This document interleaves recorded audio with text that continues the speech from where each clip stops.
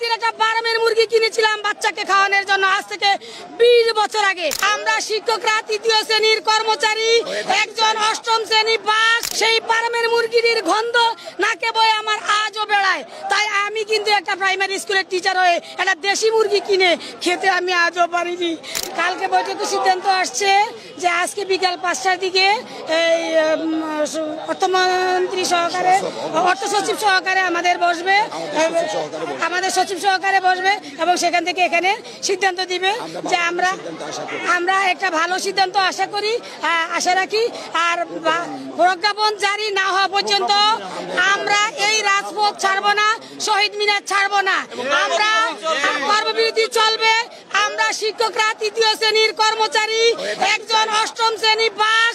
Peon যদি 13তম grade স্কেলে চাকরি করে থাকে, আমরা প্রাইমারি স্কুলের শিক্ষকরা 13তম বেতন পাচ্ছি।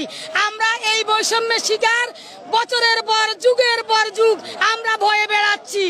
আমরা আমাদের আত্মমর্যাদার হানি করছে।